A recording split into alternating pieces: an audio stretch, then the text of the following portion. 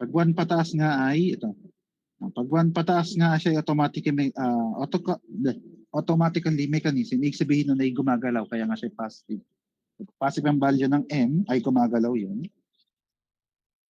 Kaya nga ang tawag natin sa kanya ay mechanism.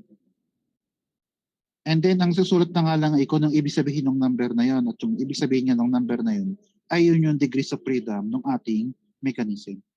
That's why dito sa una, dahil nga siya ay 1, so therefore we will now put 1 degree of freedom. So there's no need na para ilagay nga yung mechanism kasi nga understood na kapag 1 pataas ay in mechanism. Then sunod ay kapag naman 0 pababa, kasama ang pababa, sabihin yung negative value pababa, ay pare-pares naman silang structure. So 0 pababa, sabihin hindi gumagalaw. So pag 1 pataas ay gumagalaw, kapag 0 pababa ay hindi gumagalaw. At kapag hindi gumagalaw siya ay structure. So isa dito. Pero meron pa ring special distinction between yung 0 at yung negative numbers. So dito ay para lang sa 0. Kung napansin niyo dito, siya ay para lang sa 0. So kapag 0, ang value ng ating mobility, ang isusulat natin ay itong description ng ating structure which is statically determinate. Determinate. So that's why we will use or we will write statically determinate. And then kapag na negative or less than or negative 1, still structure pa rin siya, katulad na napansin niyo dito. Siya ngayon ay statically indeterminate. So ang pinakaiba ng dalawa, ng determinate nga ay stable, yung ating structure. Ito naman ay hindi naman sa hindi stable, unstable. Hindi ibig sabihin opposite ng stable, which is unstable. Ang ibig sabihin lang nito ay siya ay over-constrained. Okay? Nasobrahan siya sa pagkaka-fix. O fix na siya ay pinix pa natin lalo siya. Ang isang sample ko nga doon ay kunyari nga ay magpupukpuk ka ng dalawang kahoy, di pagpapatungin mo o pagduduktungin, yung 0 ay lalagyan mo lang ng dalawang pako kasi hindi nagagalaw yung sa dalawa. Ngayon, pag nilagay mo ng 10 pako, yun ang yung pinagduktungan sa salita. Nasobrahan ka na sa pako, yun ay siguradong hindi na talaga gagalaw. Pero yun nga, ang minimum kasi kumbaga ay dalawang pako, lagyan mo na, hindi na gagalaw. Yun yung 0. Kaya siya is statically determinate. Pag ikaw ay statically indeterminate, nasobrahan ka naman sa pagiging over-constraint. Nasobrahan ka sa pagiging fix. Okay? Kaya siya is statically indeterminate. So, yun na yun ang gagawin natin dito. O dito, ay pinakita naman kung anong gagawin natin kapag meron tayong ternary link na. So, ternary link at ternary link. So, mag-ibilang nga lang tayo, no? Starting with the ground. O, kakalimutan ng ground. No, ang ground nga lagi ay 1. At yung ground na yan, ay same na ground na to. Yan, parehas lang silang ground. Then sunod ay yung kasunod na link. Ito, link number 2. At ito ay link number 3. Ayan, tapos punta ngayon tayo sa ating ternary link. So, katulad sabi ko nga sa ternary link, itong una pa lang, siya nga ay iisang link. So, hindi siya tatlong magkakahiwalay na line, siya nga ay iisang link. So, kung iisang link, di iisang bilang. Current count natin ay 3, so plus 1 ay 4. So, kung buong ito ay link number 4. So, manasalata yung buong yan. Then, ganun din itong kabilang ito. So, isang buo rin. Current count natin ay 4. So, therefore, this is link number 5. Then, ito ay 6. Then, ito ay 7. Ayun. So, yun yung lahat ng number ng link natin. So, therefore, n is equals to 7. And then next nga ay para naman sa 1 degree of freedom na joint. Para nga sa 1 degree of freedom na joint, bibilangan lang natin connected na link minus 1. So dito nga ay dalawa, which is link number 1 at link number 2. Minus 1 ay 1. Current count natin ay 0 kasi hindi pa tayo nagbibilang. Kaya yun yung start ng count natin which is 1. Then sunod ay ito. Oh. So dito naman nga sa joint na to ay connected ang link number 3 at link number 1. So dalawa. Minus 1 ay 1. So current count natin ay 1. So therefore this is now 2. So padalawang bilang. Then sunod ay ito. Dito na tayo. Dito muna tayo. So dito nga sa point na to or sa joint na to, dyan connected ang link number 2 at itong link number 4. Itong buong link number 4. So sumiseta, ang tinitingnan niya nga dyan ay yung buong link. Hindi yung link niya na papaganon. Yan nga, may shade nga siya. Sasabihin ito yung isang buo. So, isang buo, di isang bilang. Kaya ang number ng link na connected dito ay dalawa pa din. Which is link number 2 at link number 4. So dalawa minus 1 ay 1. Current count na natin ay 2. So therefore this would be 3. Then ganun din dito. Between 5 at yung 3. So 5 and 3 ang connected na link dito. So minus 1 ay 1. So 3. Then this would be 4. Mamaya ito muna. Kasi itong situation na to is same dito at dito. Which is nga, link number 6 at link number 4. So dalawa minus 1 ay 1. Current count natin ay 4. So therefore this is 5. Then ganun din kasi ito. Parehas lang sila. Parehas din dito. Kasi isang link na diretso which is 7 at isang ternary link na 5. So dalawang link minus 1 ay 1. Current count ay 5. So therefore this will become 6. Then next ay ito. So 6 at 7 connected. Dalawa. Minus 1 ay 1. Current count ay 6. So therefore this is 7. At yung dilakdawan natin sa gitna ito. So dito nga ay dito connected nga yung link number 4 at yung link number 5. So ganun pa rin, dalawang link minus 1 ay 1.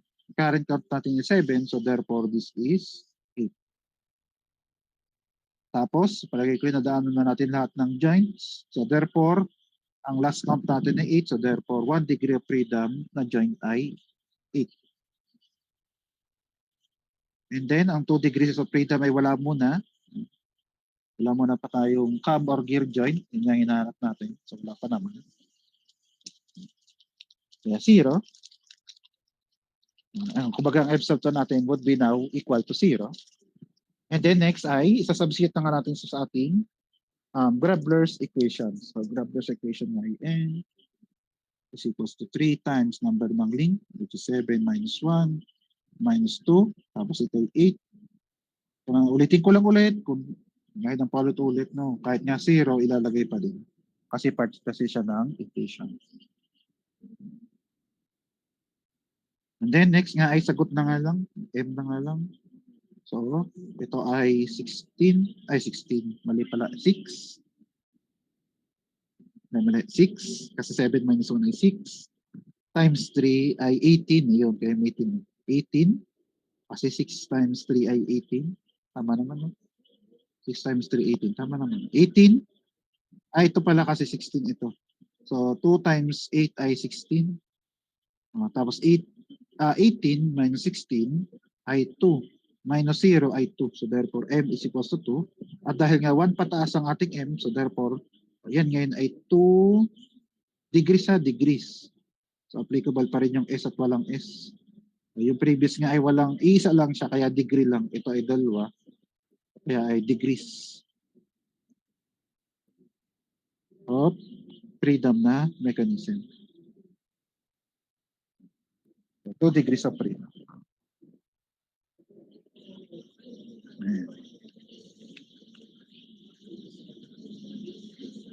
Okay? Sunod. Yeah, sunod. So ito naman ay kung anong gagawin kapag meron ito. Itong itim na to. 'Di ba napasabi ko nga sa inyo na yung itim na yan ay welding. At yung welding katulad din itong shading sa loob ng ternary link.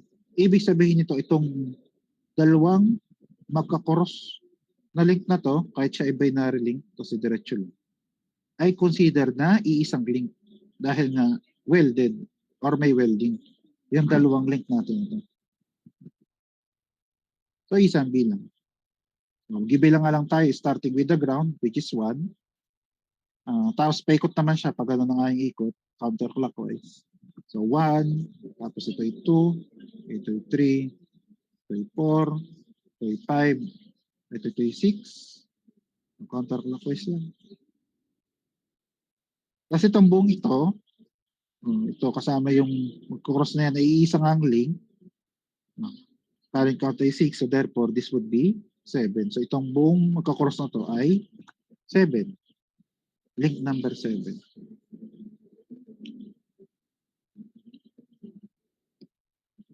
Then sunod ay yung number sulat. Number ng link ay 7. Sunod ay yung number ng 1 degree of freedom na joint. O di yung joint lang, pin joint itong mga to. Ako saan dito? Connected nga yung link number 1 kasi nga yung ground. Ito. Yung link number 6 yung connected dyan. Tapos yung pang ito. Kasi ito yung link number 7 pa rin. So therefore, pagdating dito ay tatlo ang connected na link. Yung 1, yung 7 at yung 6. 1, 7 at yung 6. So therefore, tatlo minus 1 ay 2. Tama, tatlo minus 1 ay 2. Tapos wala pa tayong count. So itong count nito ay 1, 2. So ito ay 1 at yung 2 kasi nga dalawang count. Sige, ang ikot ko naman para sa counting ng joint ay pabaganon. Pa-clockwise para maiba. So sunod ay ito. So dito, connected ang 5 at 6. So dalawa minus 1 ay 1. Current count natin ay 2. So therefore, this would be 3. Then dito, connected ang 5, yung 4, at yung 7 ulit.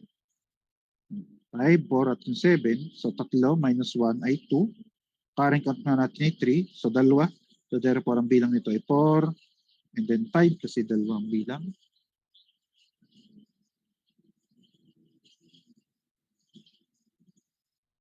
Then next ay, itong kabilang ito.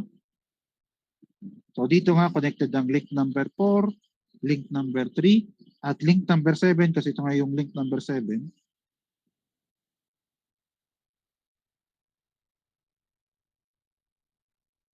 Tayo lang saglit ha. Tama.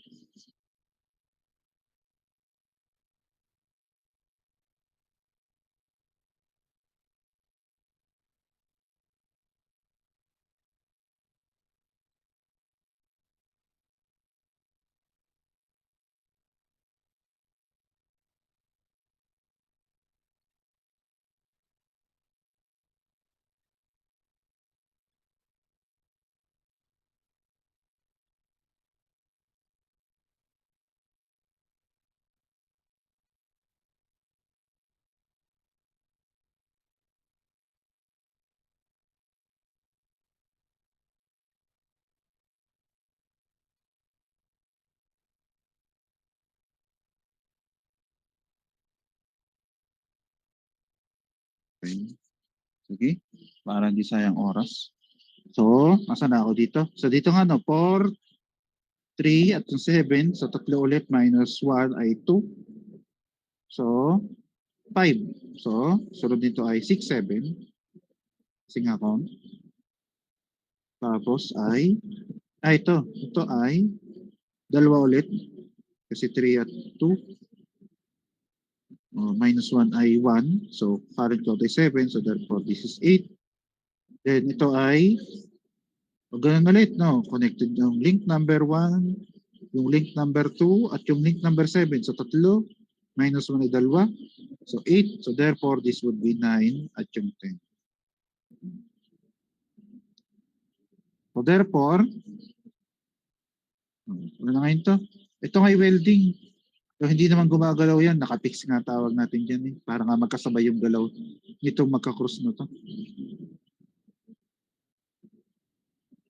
So hindi yan kasama ang mayroon nga lang yung mismong intersection. Hindi kasama ito kasi nga consider as hindi link ito. Hindi joint ito. Yung welding na yan. Kasi pag joint pwedeng babali or pwedeng gumalaw. Naka-fix nga kasi nga welding. So kaya ang last count natin would be 10. So therefore, 1 degrees of freedom na joint ay 10. Then wala pa nga tayong cam or gear joint kaya siya ay 0. So therefore, ang substitute natin sa grab loss equation ay 3, 7 minus 0, minus 2 times 10. O tama, 10. 10 minus 0. Then sunod ay sagot.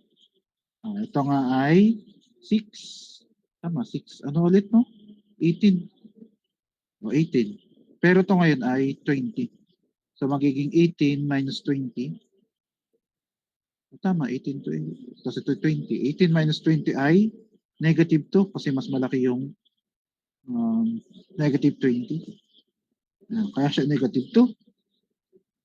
At dahil siya ay negative 1 po ba? Mas maliit pa sa negative 1. So therefore, siya ay statically indeterminate. Statically indeterminate. Kasi siya ay negative 1 pababa.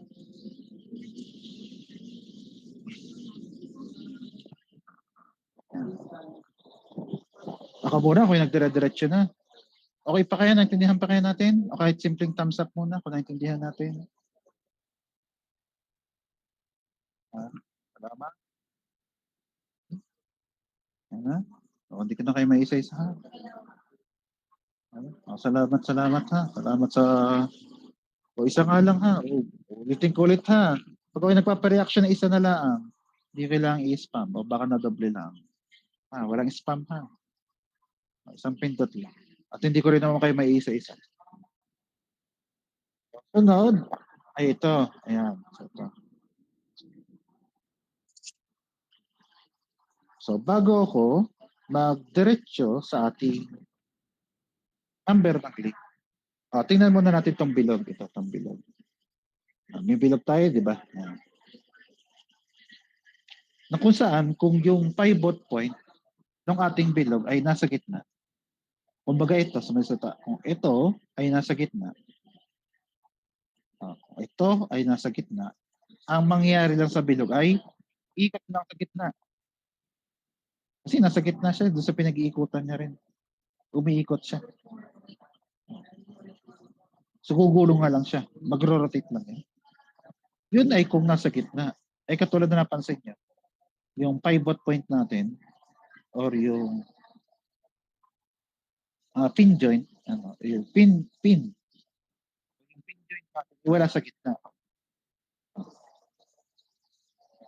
Ang tawag dito ay naka-offset. So naka-offset yung ating center, yung gitnang yun, papunta dito. Kaya ang mangyayari ngayon, sa halip na dito siya sa gitna, iikot dito ngayon siya sa tabi. At kapag ang bilog ay hindi sa gitna umikot, or na ito tulad nito, nasa tabi. So mangyayari ngayon, gagalaw ngayon yung mismong labas na ito. Or sa may seta ay yung bilog natin ay mag-act as a cup. Kasi wala sa gitna yung pinag-iikutan. Ito. Wala sa gitna ito. Nasa tabi. Sa may setahan, naka-offset. So pag naka-offset yung gitna, ay mag-act ito as a cam. At kung ito ay cam, so yung cam joint na hinahanap natin ay hindi ito pin joint na ito. Ito ay pin joint. Katabi niya ay cam, pin joint pa nito. So ang cam joint ay nandito ngayon sa pagitan nitong bilog. Ayan. At itong bilog na ito. So ito. So ito. So yan ngayon tinatawag nating cam joint. At dyan nakalapat yung follower natin. Kasi nga, dyan tayo magkakaroon ng pag-follow. Kaya nga, ito yung follower, ito yung cam. Ito ay dito lang naikot. Naikot lang. 5. . . . . . . . . . . . . . . . . . . . . . . . . . . . . . . . . . . . . . . . . . . . . . . . . . . . . . . . . . . . .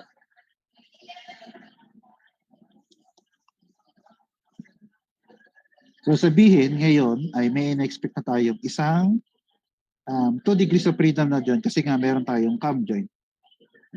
So ang second degree of freedom na joint ay binibilang lang siya ng normal. Wala na siyang mga special katulad ng 1 degree of freedom. Kasi sa 1 degree of freedom, kailangan bilangan ng monocular niya yung connected doon sa joint. Bago natin malaman kung anong bilang ng joint. Pero dito ay ano lang, yun nga, diretsong bilang. So itong bilang na yun, kung meron pang iba, di panibago. So kumbaga 1, tapos or dito na lang. So dito sa mobility ito, dahil isa lang yung 1 degree of freedom na joint, hindi 1.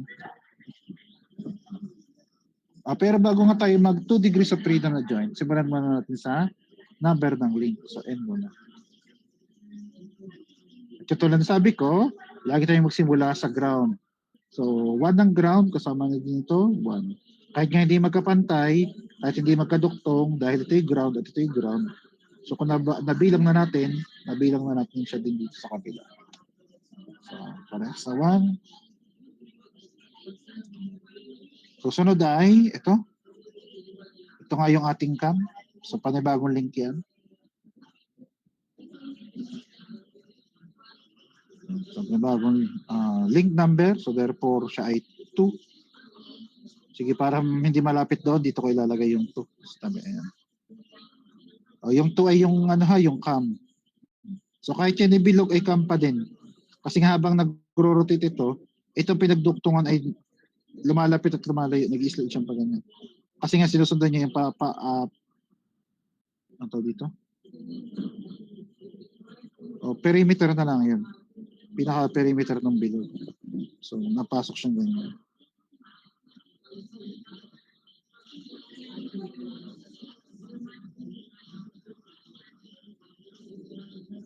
Nabura.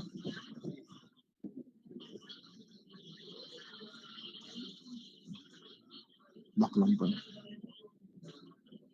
Ayan. So yan yung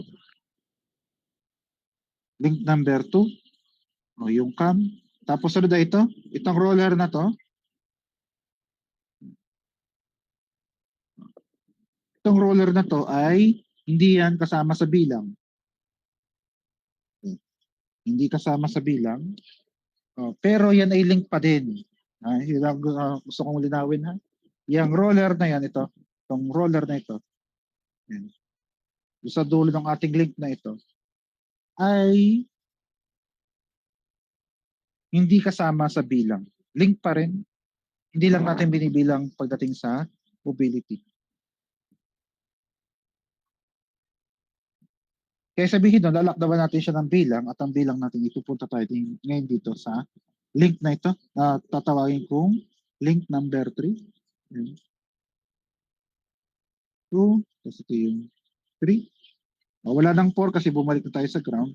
At katulad sabi ko, itong roller na to ay hindi siya kasama sa bilang. So bakit hindi siya kasama sa bilang? Kasi nga, yung bilog na yan, ito, na in contact dun sa ating cam.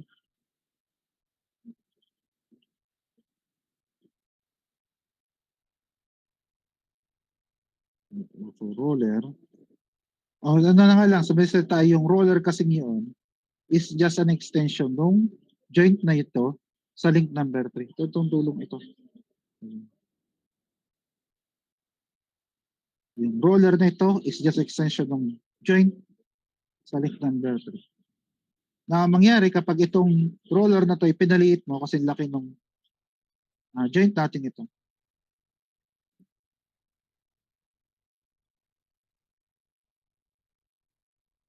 Ay yung or pin joint natin ito, itong nilagyan kong pulong ito, ay lilipat lang doon.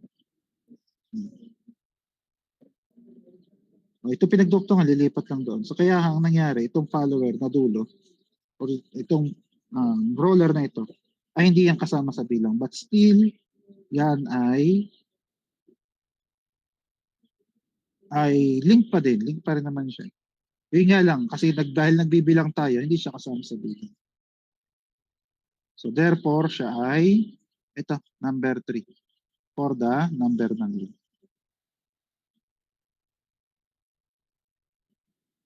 The next ay yung 1 degree of freedom na joint.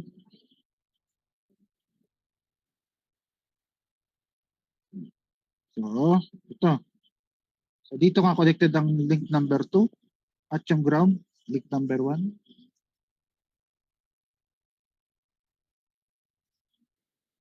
Ano naman? So, dalawa minus 1, edi 1. So, ito ay 1. Tama, minus 1 eh. Sunod, ito. Ito nga 2 degrees. So, hindi natin kasama yan. Ito, yung pinagduktungan yan, no, kapares nga lang siya nung ito. Itong point na ito. Kaya yung joint na to, mamaya ay hindi na rin sasama kasi ito na rin yun yung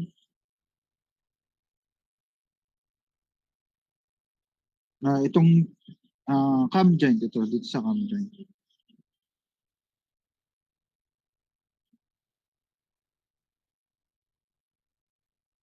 Tapos ay, so kung hindi kasama itong joint na ito, katulad din sa link now, yung roller na lockdown natin, so may yung pin joint, yung roller kasama nung uh, cam joint natin dito ay isa lang ang bilang nila. At ang bilang natin, hindi mamaya na sa 2 degrees of freedom na dyan. Ito. Kaya wala muna tayo dyan, dito muna tayo. So dito ay connected yung 3 at yung 1, dalawa minus 1 ay 1. 1, so therefore 2, so therefore f sub 1 ay 2. Then ang f sub 2 ay, ito na nga lang yan. Tama? Then ito nga lang siya, isa lang. So therefore isa. So ang gagawin lang sa 2 degrees of freedom of joint ay bibilangin lang din. Hindi siya kasing or katulad ng number nung 1 degree na kailangan pang mag-minus 1. Then sunod ay equation natin sa Grabler's equation. So m3 times 3 minus 1 plus 2 f sub 1. 2. Tapos minus, hindi pala minus. No, ba't nyo ganun? Ba't nyo plus? Minus na pala. So minus 2 times 2 minus 1. Ayan. So ang mangyayari dito ay 2 kasi 3 minus 1.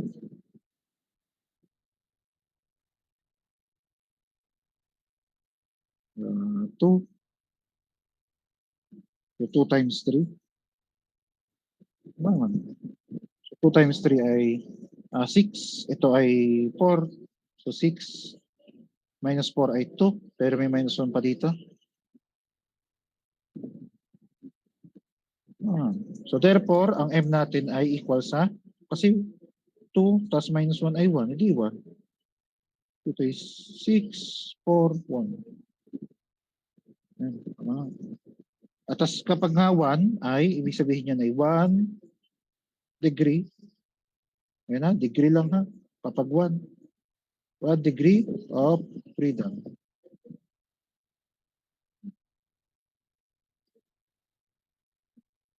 Therefore, yan ay 1 degree of freedom na mechanism.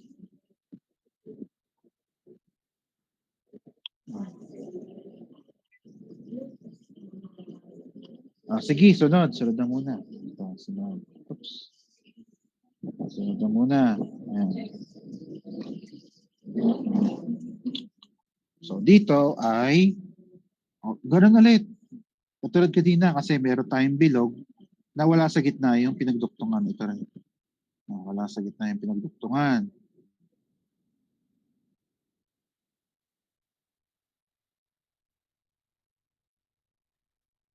Okay. Siya. Antay lang saglit ha. Ako'y magkakape lang ng isa ha. Mga 5 minutes lang. Salamat.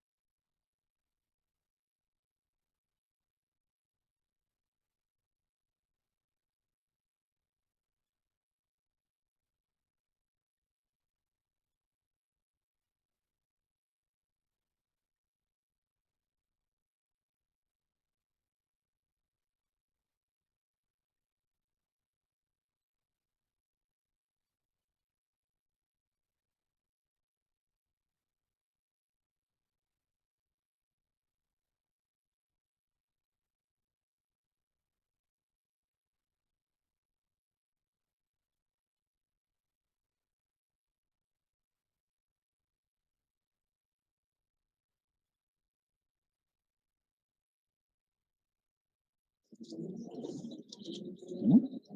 Mababa pa kasi natin yung pag-uusapan.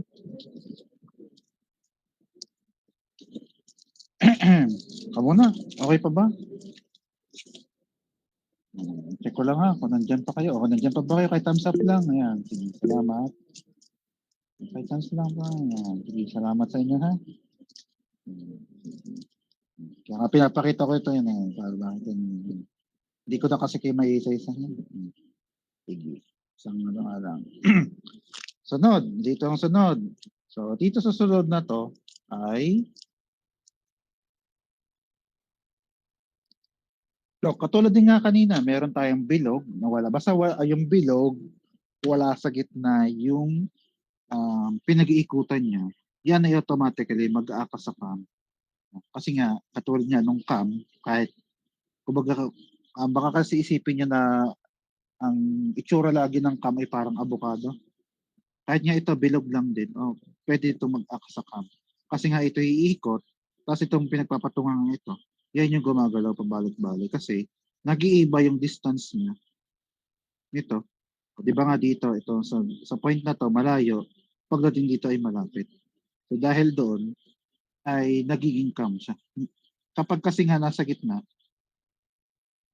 kapag nasa gitna yung pinag-iikutan, yung layo nung point natin yun, hindi gumagalaw. Kasi nga pa equidistant kaya nga nasa gitna. So kahit anong ikot nito, hindi gagalaw ito.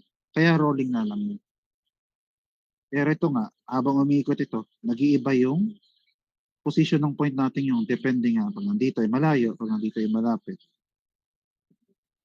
So kaya siya ngayon ay mag-aakasaka. Pero bago tayo mag 2 degrees of freedom, number ng link.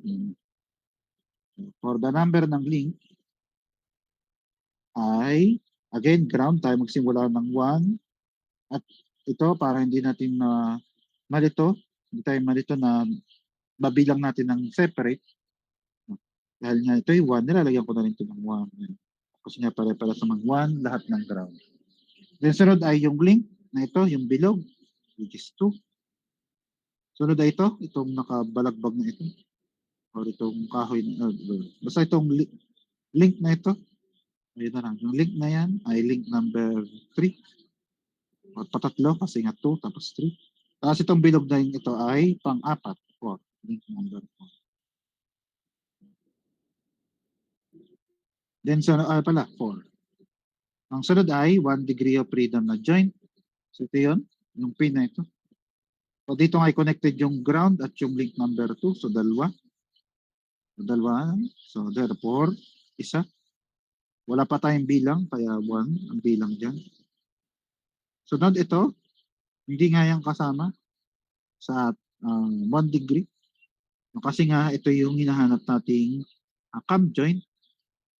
Yung joint nga kahit magkalapat lang ay joint pa rin yun. At itong kabilang ito. Cam joint at cam joint. So yun ay hindi slider joint yan, cam joint yan.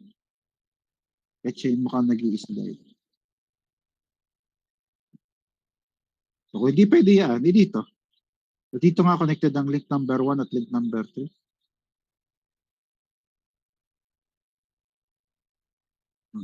Kaya nga dalawa tapos minus plus 1 edi 2 kasi yung current count natin ay 2. Ganun din ito dito 2 digits of freedom na joint kaya ito na lang. So dito nga ay 1 at yung 4 dalawa minus 1 ay 1, current count ay 2, so therefore this would be 3. So palagay ko nadaanan natin lahat, so therefore ang last count natin would be 3 at ang 2 degrees of freedom na joint ay ito. Kasi ngayon ay nag-i-slide na pag papasok, balik-balik at nagro-rotate. At ito pa. So dalawa ngayon. Ito at yun. Dalawa. Tapos sunod ay Graveloss equation. 3 times 4 minus 1 minus 2 times 3. Pero may minus 2 na ngayon. Sunod. Sagot ay 3. Ito ay 9. Dahil 3 times 3 ay 9. Ito ay 6. So 9 minus 6. Tama. 9 minus 6 ay 3. minus 2 pa ay 1. So therefore, mobility natin ay 1.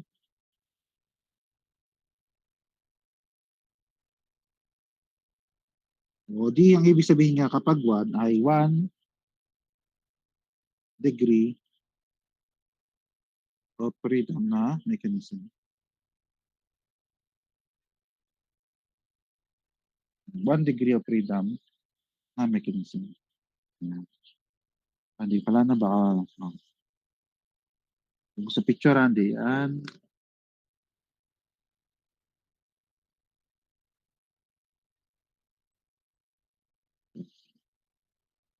Okay? Ito, sunod. Yan.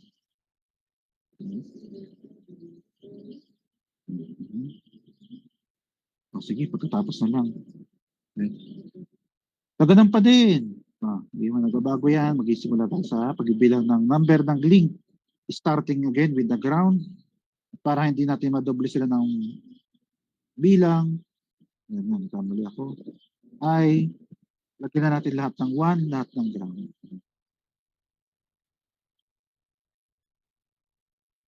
Kasunod nga ito.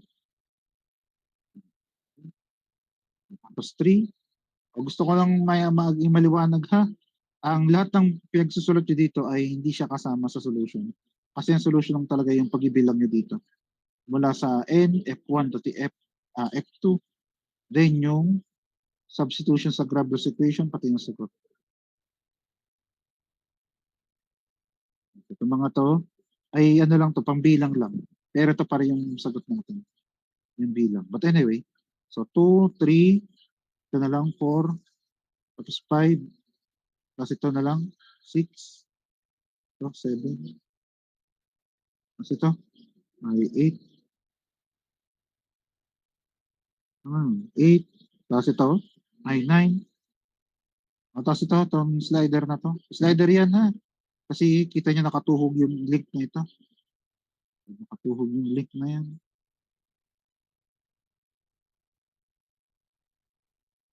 Ito naman. So itong rectangle na to ay slider nga dun sa ating link na ito. Pero, may pero ulit, itong reseta itong slider na to. Nag-i-slide kasi, paano nasabi nag-i-slide? Kasi nakatusok o nakatuhog yung itong link na ito. Sige, para ano ay gawin ko muna tong 10 para hindi ako pabalik-balik. Or paulit-ulit na sabi ko itong link na ito. So itong link number 10 ay nakatuhog dun sa slider natin yun. O, nakatusok. Passing through.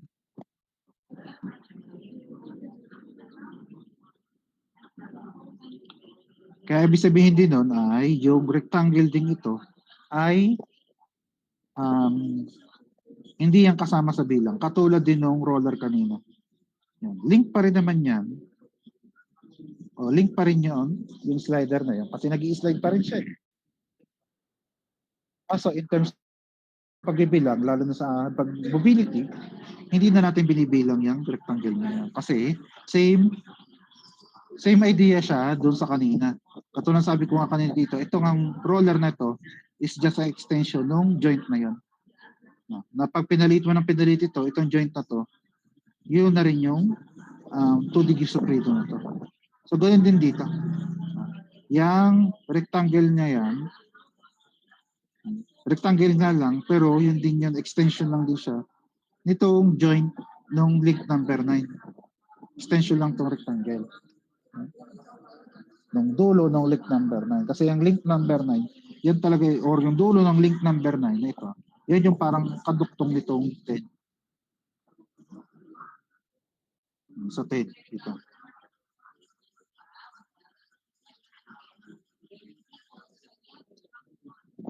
Ayan. Tapos, basta yung rectangle na yun hindi kasama sa bilang. Kasi siya nga ay extension lang ng ground na connected sa 9. Kaya in terms of mobility, hindi natin siya kasama sa bilang. Ito pa, kasi nga may 5 watt point dito, so therefore yan ay 10. So therefore, ang number ng link natin ay may kulang pang isa. Ang kulang natin ay ito namang slider na to. Yan. So ito yung lagi na nalilimutan. So itong slider na to, ay dagdag pang isa. So, current count na natin 10. So, therefore, this would be 11. So, therefore, number ng link ay 11.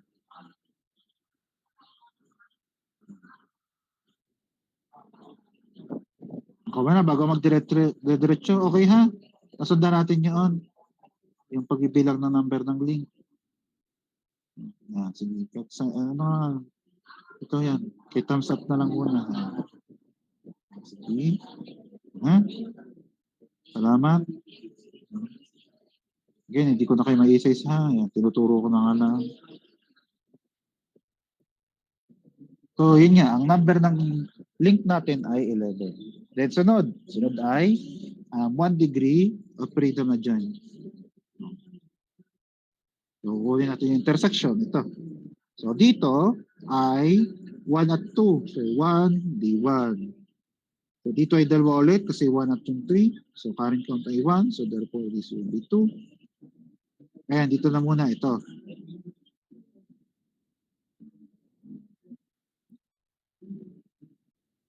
Ito. So, dito, connected ang 3, link 3, link 4, at link 5. So, connect siya dito.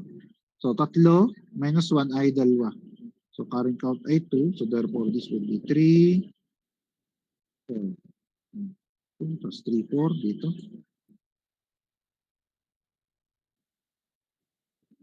Then, sunod ay, ito naman siguro. So, dito, ay connected ang link number 5 at link number 7. 5 at 7. Meron pa tayong 11. Yan, kasi nga yung slider natin, connected din siya doon. So, kaya meron tayong tatlong link. O tama, tatlong link. Minus 1 ay dalawa. Kasi tatlo minus isa ay dalawa. Current count natin ay 4. So, dalawang bilang dito. So, therefore, this is will be 5. And then 6. 1, 2, 3, 4, 5, 6. Ayan. Then, sunod ay 6 at 7. 6 at 7. So, dalawa minus 1 ay 1. Parang count ay 6. So, therefore, this would be 7.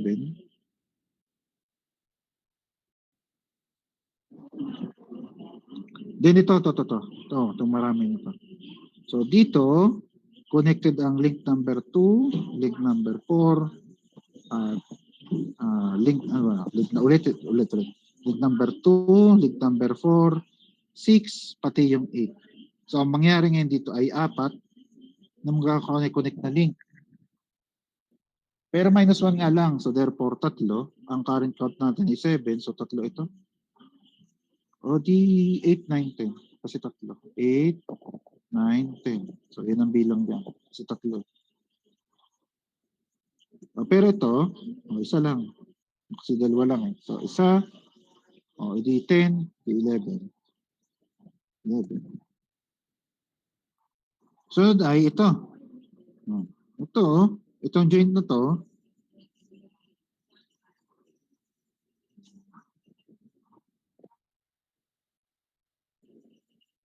itong joint na to ay hindi yan kasama sa 1 degree freedom na joint. Ang dahilan kaya hindi siya kasama kasi una nga, nag-i-slide siya doon sa link number 10. So, nag-i-slide siya pa naman. Bakit po? Tapos bukod sa pag-slide ay nag-rotate din siya sa joint na ito. So therefore, ito ay dahil pwede niyang gawin parehas.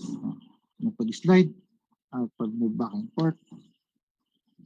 So therefore, ito ngayong point na to, itong dulo ng link number 9 ay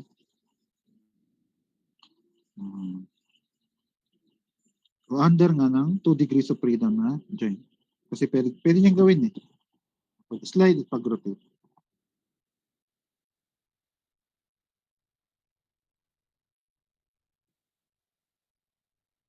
Kaya nga ito, hindi kasama. So mamaya yung kasama sa 2 degrees of freedom yan dito.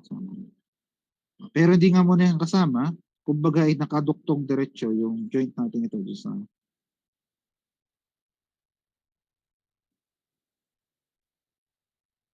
Sa slider. Dito sa link na yun. Pero ito. Itong ground na to ay dyan nga connected ang 10 and 1.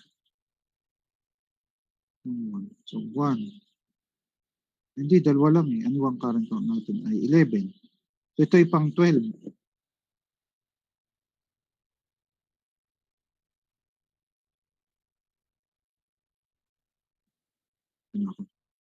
Ito nga ay 12. Yan, so therefore, ang ating number ng 1 degree of freedom na joint ay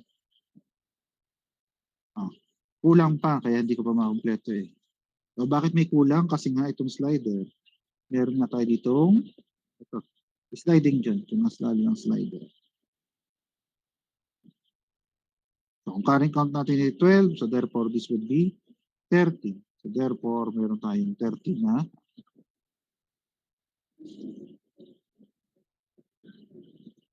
13 na 1 degree of freedom na joint at ang 2 degrees natin isa lang ito lang. Yung dulo lang ng 9 or yung kabilang dulo ng 10. So therefore, meron na tayong isa-isa. Tapos substitute natin sa Graber's equation. So 3 times 11 minus 1 minus 2 times 13 minus 1. Hindi pala 0, minus 1. So ito ay 10, 30, kasi 3. Tapos ay, ito ay 26. So ito ay 30 minus 26, 30, o 26, 30. E di,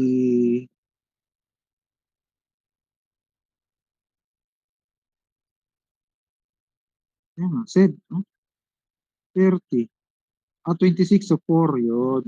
30 minus 26 ay 4 minus 1 ay 3. So therefore, M is equals to 3. So therefore, kung 3, edi meron tayong 3. Malipas pa yung 3 ko. 3 degrees of freedom. Yan.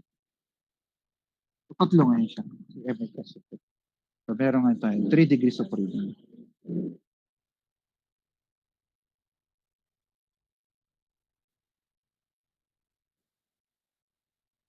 O yun na lang. Yun na lang yung ating mobility. Tapos kasi nito ay proceed tayo sa special um, mechanism. Ito, special mechanism. Ito pala, no? So yung sinabi ko kanina na yun, yung nag-i-slide at nag-rotate, ang tawag natin doon ay pin in slot. Yun. So pin in slot. Kasi pwede niyang gawin, una nga ay pin siya, no? Pin. So kapag pin ay pwede nga siya mag-rotate. So as indicated right here, pwede siya mag-rotate. So, pwede mag-rotate. Tapos sunod ay may slot nga siya. So yung pin pwede mag-slide dun sa butas na yun, yung slot na tawagin. So therefore, pwede siya mag-slide at pwede niyang gawin ng sabay. Pwede siya mag-rotate at pwede siya mag-slide. So dito siya mag-slide at yung pag-rotate niya ay yun. So kaya ito ay 2 degrees of freedom na dyan kasi pwede niyang gawin parehas yung pag-slide at yung pag-rotate. Okay? Maiba naman, o kahit ito, kung naintindihan natin, direct tayo niyo. Ayan, may tanong. Nakita akong nagtaas ng kamay. Ayan, sige Justin. Sir, good morning po. Good Yung morning. ask ko lang po sa ano po, Mm. sa slider po, pag po ba nakapix, ma-consider po as kasama po sa bilang. Yung slider na naka-fix. Opo. Slider na naka-fix. Hindi ka link, magiging fixed link na siya, yung slider na naka-fix. Kasama pa rin siya sa pila. Oo. Siya yung 1, kumbaga. So yung ground na binilang mo sa iba ay yun na yung bilang niya 1. Kasi siya ay grounded na rin. Grounded or naka-fix. So kung may 1 ka na doon, siguro yung kaparehas nung sa ano no, sa inversion. So kung may 1 ka na dito, tapos meron pa dito slider mo nakapix, di 1 na rin niya. Kasi nagbilang ka na dito ng 1. Okay? Okay po, sir. Thank you po. Okay, sige. Any more questions? Sige, question, tanong.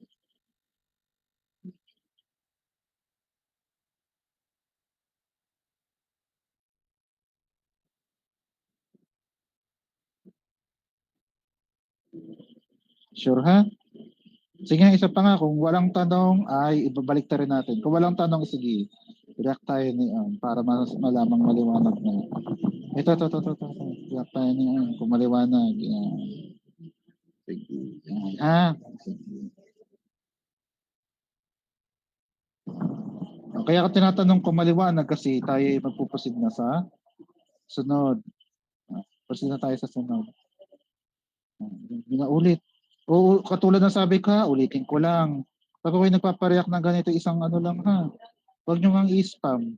Pang-check lang naman kung kayo nakikinig pa. Ilang naman yan. Okay? Sige. Okay? Kasi proceed na tayo ulit sa ano. Yan. Sa bagong usapan na ulit tayo. So ang tawag na natin dito ay special mechanism. Okay? So yung special mechanism sa salit-salita kasi, wala na kasi siyang pwedeng pagpestuhan. Ito, hindi na pwedeng sa dulo kasi maging weird na siya. Kaya dito pa lang sa simula, dito sa introduction, dito ko na siya dinidiscuss. Hindi sa padulo kasi ang pag-uusapan nga natin puro analysis, displacement, velocity at acceleration analysis. So, kaya dito ko na muna sa introduction isinama ito. Yung mga mechanism ito. Yan, nakalagay naman no, yung kamat gear mechanism ay may kanyang discussion. Nakita niyo naman doon sa part ng discussion which is later pa nga siya. Okay? So ito yung sinasabi kong special mechanism. Meron tayong SIAM. Sige, hindi ko na patatagalin. Diretso tayo sa una. Straight line mechanism. So dito sa straight line mechanism, nasa pangalan naman, straight line. So sabihin siya ay tagagawa ng straight line. Tagagawa or taga-drawing ng straight line. So, ilang purpose, magduduktong-duktong tayo ng ng link, sorry. Magduduktong-duktong tayo ng links para makagawa tayo ng straight line. At yung straight line na yon could be either be approximate or theoretically correct. Approximate kasi yung straight line is just a part ng isang buong curve. Sabihin kapag chinek natin straight line siya pero part nga siya ng isang buong curve. So kaya siya ay approximate pa rin. So approximate na straight line. Tapos mayroong isang theoretically correct. So another term dito sa theoretically correct ay dito yung nakalagay. Exact. So exact straight line. So kumbaga pag chinek ay diretso siya or straight line.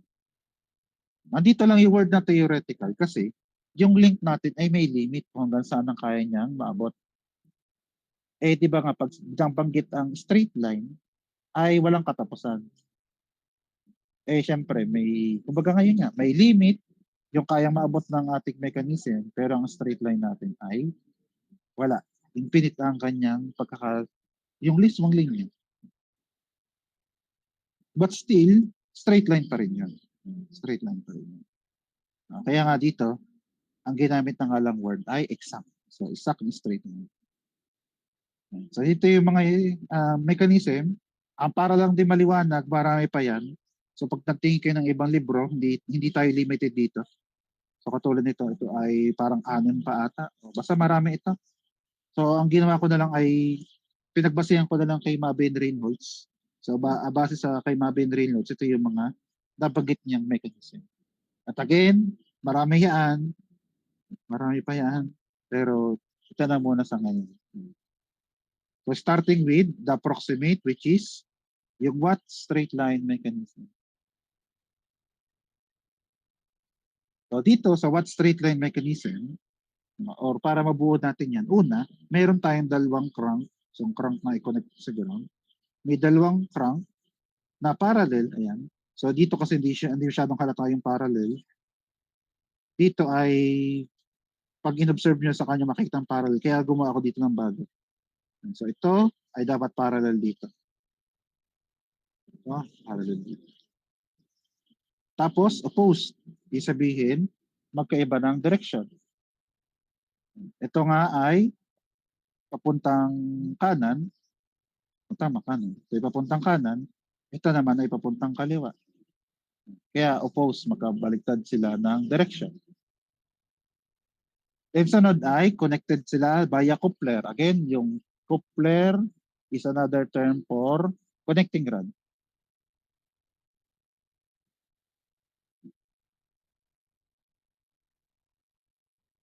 Tapos, dapat daw yung coupler is normal to both ng crank natin. So, normal means perpendicular. Yan. Kaya meron ditong angle na perpendicular. Tapos ito nga yung coupler. So, yan ngayon yung kung paano nabuo ang ating Watt straight line mechanism. So, dito lang ay nakatabingi kasi. Kaya hindi masyadong halata yung pagka-parallel na ito. Kaya nag-draw ko lang bago dito para halata natin yung pag-clean parallel ng dalawang crank natin ito. Tapos sunod ay kukunin natin yung gitna ng ating coupler. Ito. So ito yung coupler natin, AB. So kung napansin nyo may point P. At yung point P yan nga ay gitna nga ng line AB.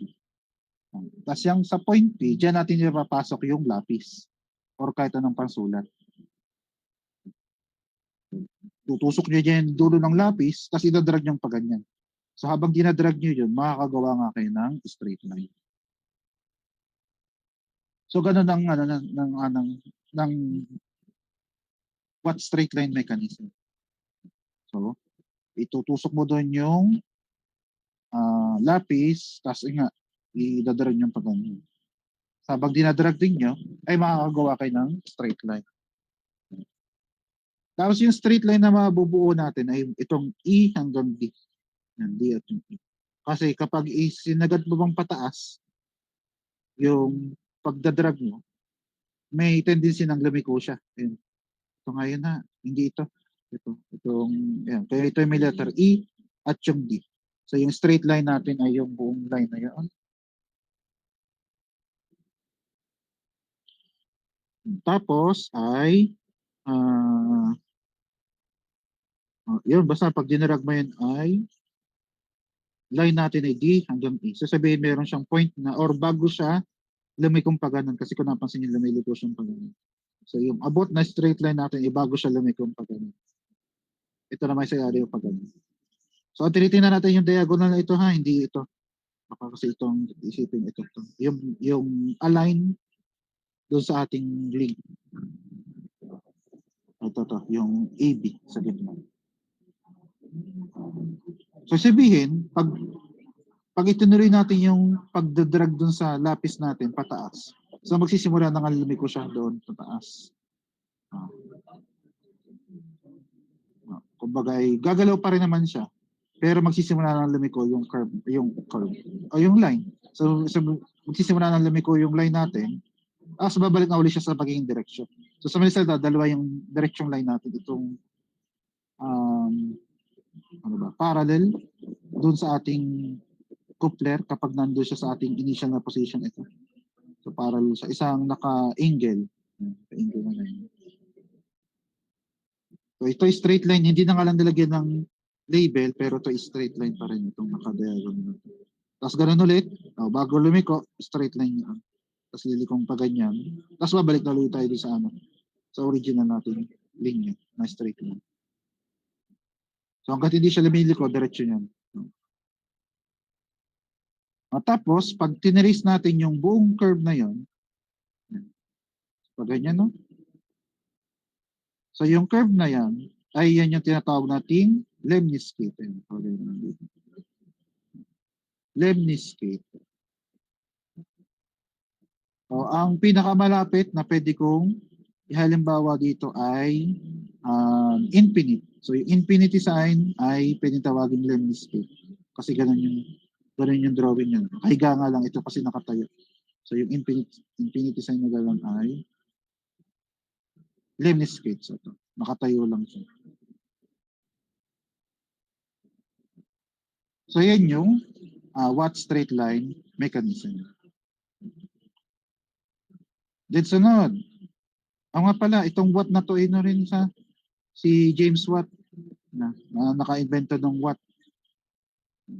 Yung power na Watt.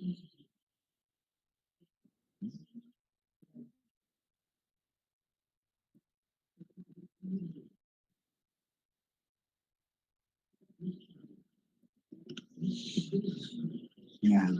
So, sunod ay Chebyshev. So, ang basa dito ay Chebyshev. Chebyshev, straight line mechanism. So, dito kay Chebyshev ay hindi siya nalalayo doon sa itsura or doon idea kay Watt. Kasi kung napansin nyo, possess pa rin siya ng dalawang link na ngayon ay magka-cross. Magka-cross ngayon yung ating link. Pero yung nagduduktong pa rin or yung coupler, yung point pa rin sa gitna, yun yung doon pa rin itutusok yan. Kaya may butas na sa gitna. So, yung AB, may butas pa rin sa gitna. Tapos, doon may itutusok na yung lapis kasi doon may idadrag.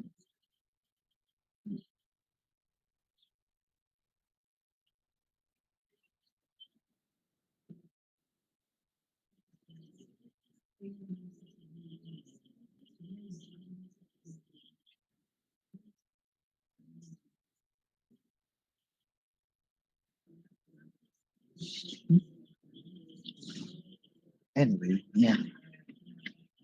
Na ang nangyari lang dito kay Chebyshev ay kumbaga comparison with the Watt. Kasi ang nangyari nga dito ay parang kumuha din siya ng inspiration doon kay Watt na straight line. Dito kasi kay Watt na straight line mechanism, yung ground natin, yung pivot sa ground, ay nasa magkabilang side. Ito yung line, ito. Yung tuldok-tuldok na to, or kita nyo naman dito, ito yung line. Yung ground natin, yung pivot sa ground, ay nasa magkabilang side ng ating line. Sa magkabilang side ng line. Whereas dito, kay Chebyshev, ay nasa isang side lang. Ito nga yung linya doon. Nasa isang side lang ng line, yung pivot point natin. Which is yun ang advantage ni Chebyshev. Ibig sabihin, katulad sabi ko, ginagamit ito sa pagdodrawing.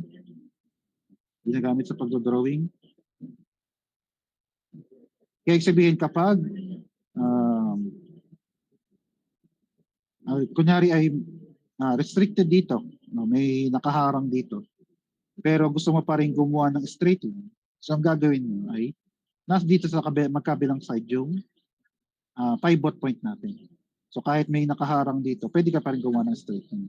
Yung kasi ang kumbaga problema nitong kay Watt. So pag may nakaharang dito, hindi mo naman pwedeng ilagay doon yung pivot point kasi dapat ay freely nakaka-move yung kabilang link.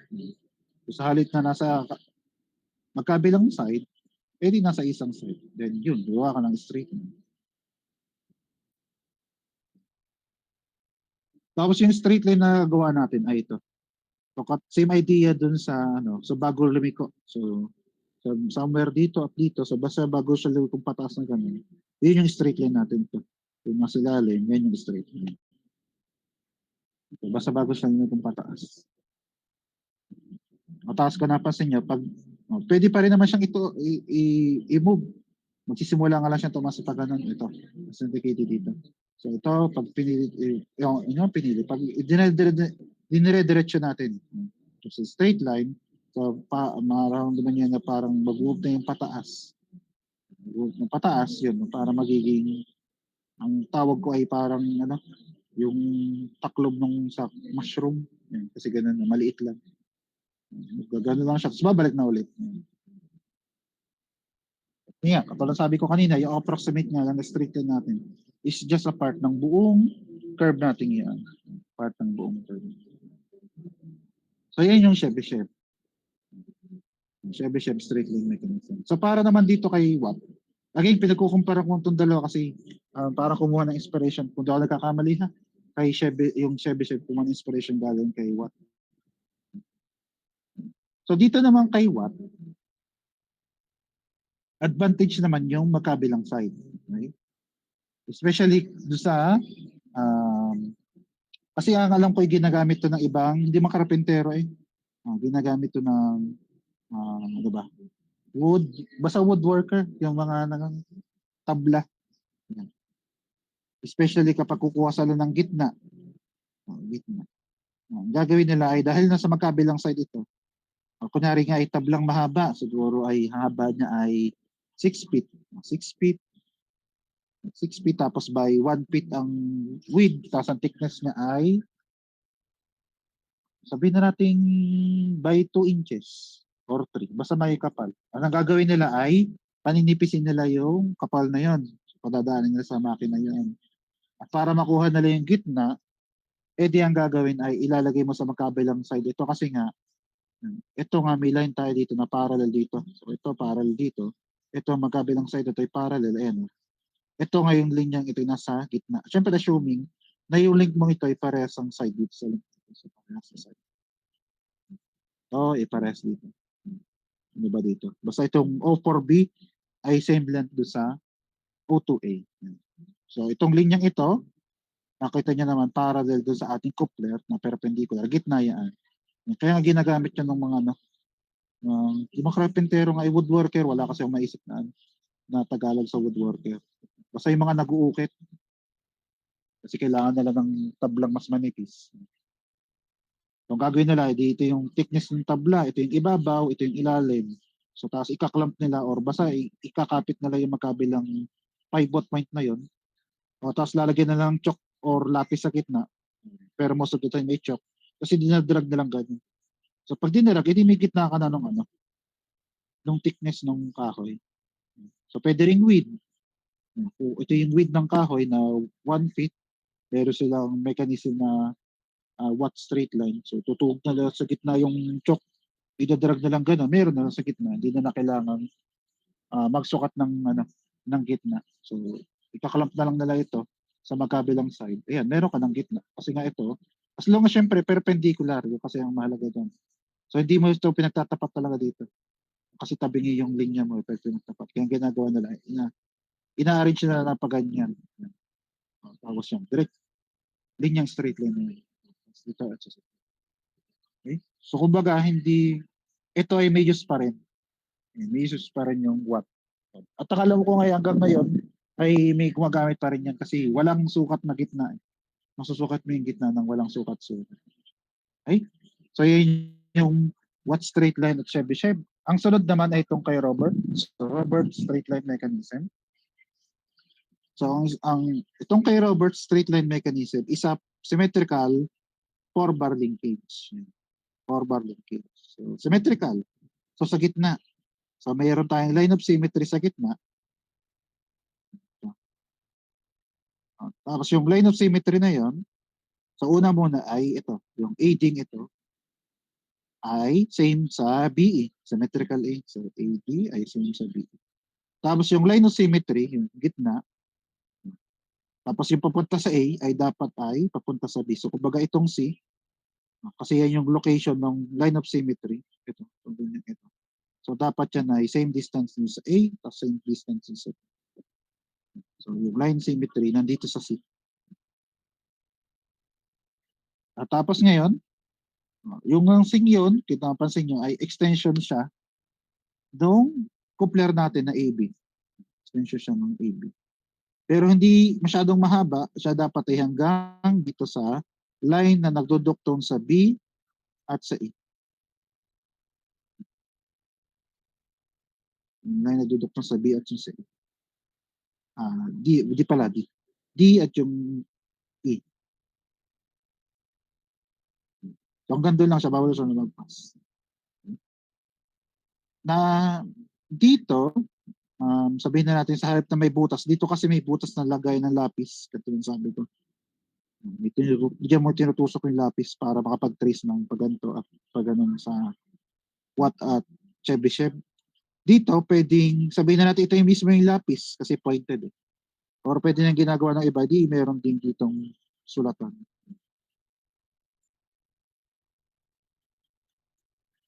Tapos ang mangyari ngayon, katulad din kanina, dadrag din natin yan.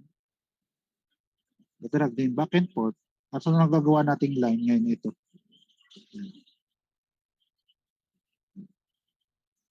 Na pagdating dito sa Robert straight line mechanism, ang nagagawa nating straight line ay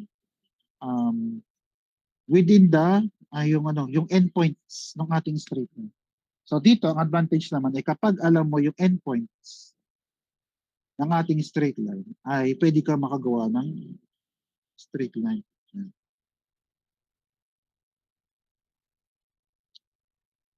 Yun nga lang, katulad din kanina, pwede mo pa rin kasi siyang i-move further do sa point B na mangyari nga ito. Yan, kaya may drawing ako nito. Kasi nga, yan naman yung magiging trace na part ng buong curve natin. So ito parang nga, end-to-end points or yung ground to ground, yan yung straight line. Beyond that ay yan, liliko na siyang pataas sa ganun, tapos bababa. Pataas ulit ganyan, tapos babalik ulit si straight. Yan. Kumbaga ito yung buong curve, kapag pinilit natin or kapag tinuloy-tuloy na lang, hindi man pinilit yan. Pag tinuloy-tuloy natin i-trace yung dulo ng C, yan, pataas siyang ganyan, tapos bababa. Yan, pataas ng ganun, bababa. Tapos pag na-reach yung pinakababa, tataas na ulit siyang ganun, tapos babalik na ulit. Okay? So ito yung buong curve ng point na sinayo. So yan yung Robert straight line mechanism. Then next ay ito.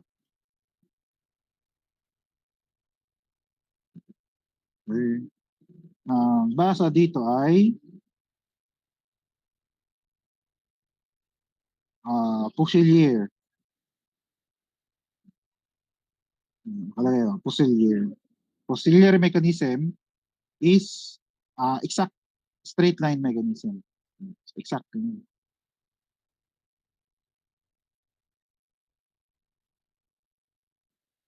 At dahil sa exact ay, kung napansin nyo, di man komplikado pero may dagdag na linkage tayo. Kasi itong mga naunang ito, pare-pare silang 4-bar linkage. 4-bar, apat.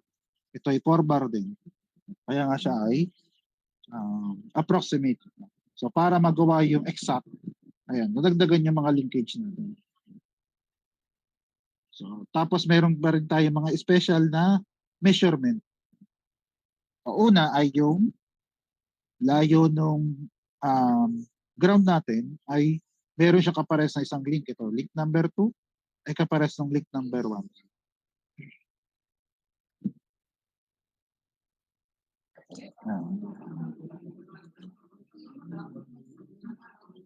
So, yung link number 2 ay equal sa link number 1. Katulad na ng pansin nyo.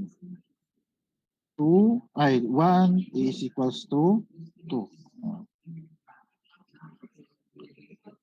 Sunod, may isa pa. Itong link number 3 na to, na-connected sa kabila mo. 3, tapos yung kabila.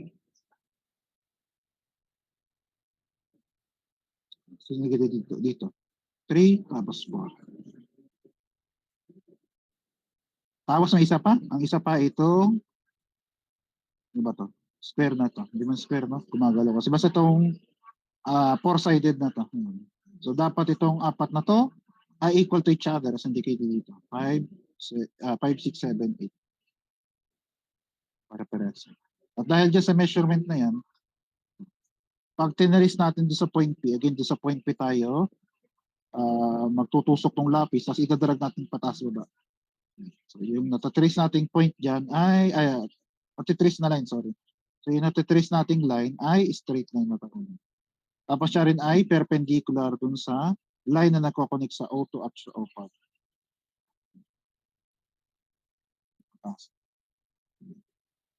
At yan nga, exact straight line. At syempre, itong mechanism nito, may limit lang siya. So meron lang siya somewhere dito or sa baba na maaabot. Pero pag chinek natin yan, straight line pa rin. So yun yung Fusilier mechanism. Sunod ay pantograph. So yung pantograph is a copying device. So taga-kopya siya. Pero yung kopya niya ay hindi 1:1. Hindi na gusto ba, no? Siya ay either enlarge or reduce. So napaliit or napalaki. Which is ko na, ayan, no? Yung dalawang.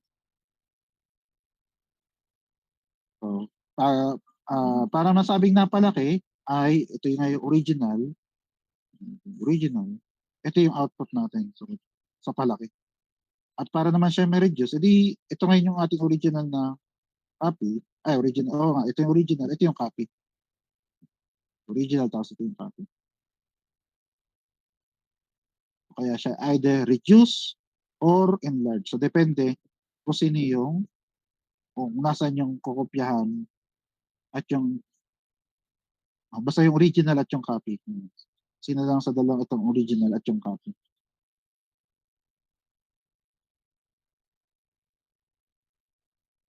Tapos para mabuo yung ating pantograph ay nagsimula yan sa ito, yung ABCD. Ito ay parallelogram. Yung ABCD yan ay parallelogram. Parallelogram, ibig sabihin ay um, mayroon tayong dalawang set na equal na side. Yan. A at B, AB pala, sorry. So yung AB ay pareha sa CD, tapos yung AD ay pareha sa BC. Dalawang set na equal sides. So ito ay equal dito, ito ay equal dito. So yun yung parallelogram. Tapos mula dyan sa parallelogram na yun, ay nag-extend tayo ng isang side. Yung CD. CD in-extend. Okay? At pag in-extend mo yung CD, yan na automatically yung isa sa dalawang point natin na magkokopyahan or yung output.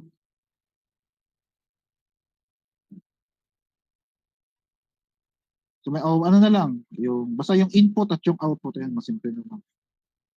Basta yung isa, yung E ay automatically either yan yung input or yung output.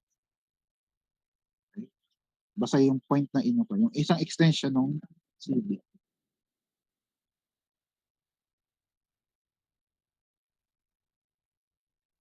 Tapos yung isa pa ay yung kapartner ng ano, yung kadikit ng CD, which is ito BC. So yung BC naman ay i-extend natin. Tapos pag in-extend, hindi nandun ngayon yung ground natin yung O. Yung ground.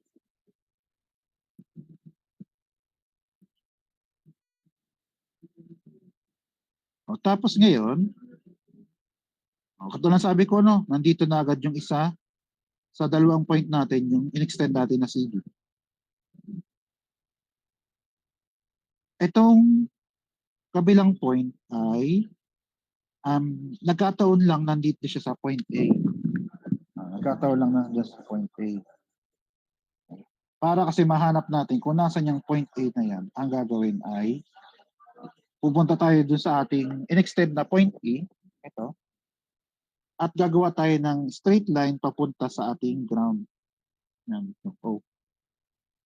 So pag in-extend natin yan, gawa tayo ng line, kung saan siya mag-intersect dun sa ito sa AD.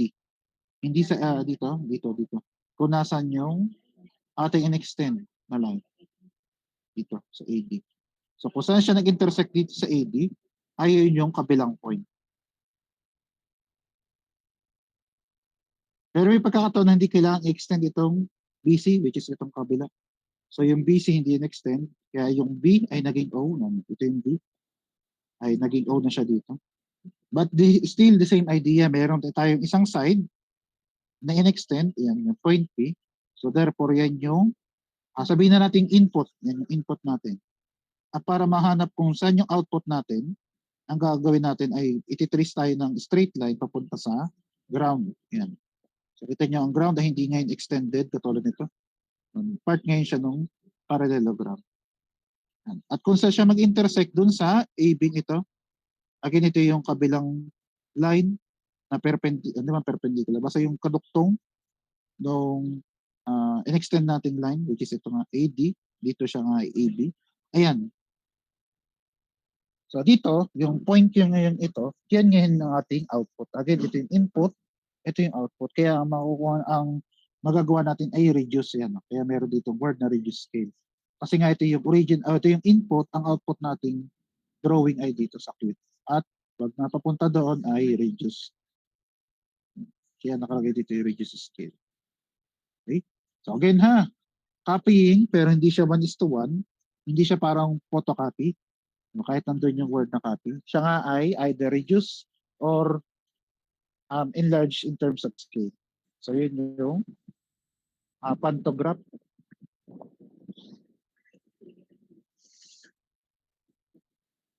And then sunod ay ito, yung Scotch-Yoke mechanism. So ang Scotch-Yoke mechanism is a mechanism that converts rotational motion into sliding motion, linear. So straight line na sliding motion, which is ito yun. So ito yung Scotch-Yoke mechanism. Again, meron tayong umiikot na disc. And ito yung rotational motion. Tapos mayroon tayong pin doon sa disc. Na syempre, umiikot. Sabay silang umiikot. Tapos yung pin na yun sa disc ay ilalagay natin sa slot. Ayan, may slot tayo. Na mangyari ngayon, yung pin na yun ay mag-slide lang siya up and down doon sa slot.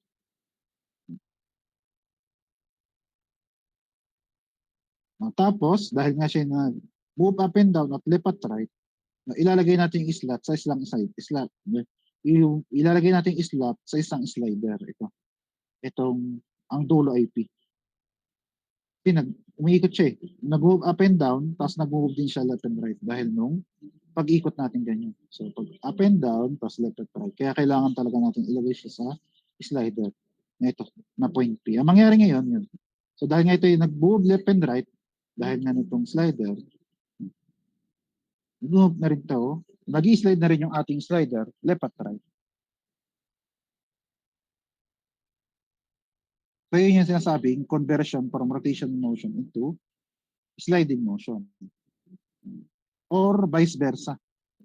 Ibig sabihin, itong Scotch-Yoke mechanism ay pwedeng baliktad ang input at output. Kanina kasi yung input natin itong rotation.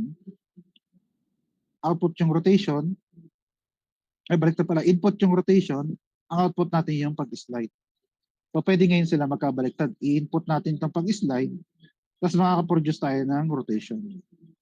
Kaya nga, ganun ang nakalagay dito. Vice versa. At ginagamit siya earlier sa steam pump kasi nga yung rotational motion ay gusto natin i-convert into rotational into yung rotational motion ay convert natin to linear motion. Yung pag-ikot ay move sa linear kasi kumbaga sa piston. Kaya meron tayong Scotch-Yoke mechanism. Tapos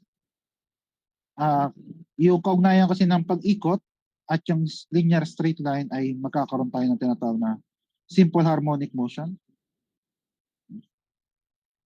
Ang simple harmonic motion ay may kaugnayan sa sine cosine ito. Kaya meron din siyang, or ginagamit din siya sa pag-generate ng sine cosine. Ang gina-generate niya yan ay yung wave ng sine. So, ang tinatawag natin sine wave, yung pag-ganyan, na sine wave. Yung pag-ganyan. So, ang tawag natin doon ay sine wave. Tapos yung sine wave kasi may kaugnayan sa simple harmonic motion. Kasi ang motion na ito, o yung simple harmonic, kapag yung point ay pina-follow niya yung sine wave. So may sine wave tayo na linya, tapos may tuldok tayo, sinusundan niya na tunutuntun niya yung sine wave. Ang tawag natin sa motion ng point na yun ay simple harmonic motion. Kaya may kaugnayan yung sine wave sa simple harmonic motion. Ito ay line lang, ito ay movement ng point, kaya nga may word na motion. Na tinutuntun ngayon ng point na yun, yung buong sine wave. At ang tawag sa motion ngayon ng point na yun ay simple harmonic motion. Tapos ay ginagamit din siya sa pag-produce ng vibration kasi yung vibration, sine wave, pati simple harmonic motion ay magkakaduktong-duktor. Kaya sila ay nandito. Ginagamit sa pag-produce ng vibration. So yan yung Scotch-Yoke mechanism. Okay, conversion ng rotational into linear sliding motion. Ako muna, bago ako dire-diretso. Okay pa?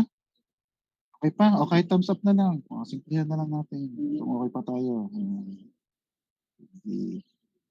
Okay. Ayan, may kamali ng pindot. Sige. Okay. Okay, sige. Isa lang ha, isa lang. Sige, ating ituloy. Next. Ito, Oldham coupling. Oldham coupling. Sa Oldham coupling, ito na lang, ayan. Ano rin siya? Ito na nga lang. So siya ay nagko-connect ng dalawang parallel na shaft na may offset. Yan, ang gamit nilang term dito ay out of line or yung offset. Yung gitna nila ay hindi magkatapat ng konting-konti lang.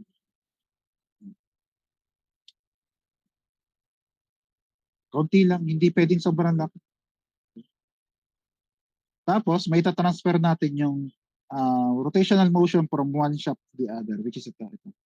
So ito yung, hindi, kasi dahil itong nandito sa drawing, sabihin natin ngayon na ito yung input natin, then ito yung output. Yan. So ito yung input na shaft, ito yung output na shaft. So kung napansin nyo, may maliit lang na offset. Yan yung shaft natin. Tapos na-transfer natin yung rotation motion dito, mula dito sa dito papunta sa kabila. Kumbaga ay nag-input ka dito ng 100 RPM, 100 RPM pa rin yung may transfer natin dito sa kabilang ito. At kaya nagawa yun dahil inversion kasi siya ng Scotch yoke.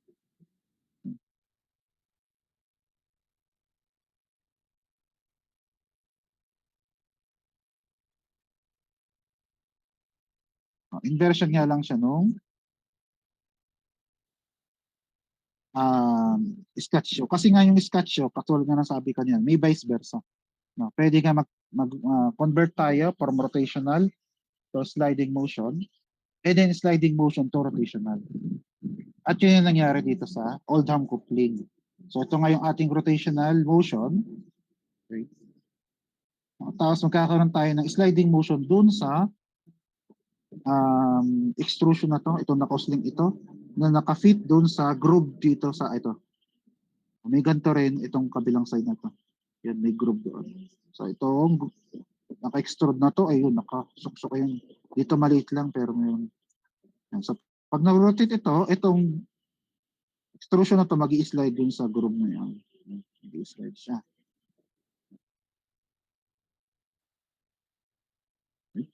Tapos, habang mag-i-slide, yun nga, conversion ng rotational motion into sliding motion.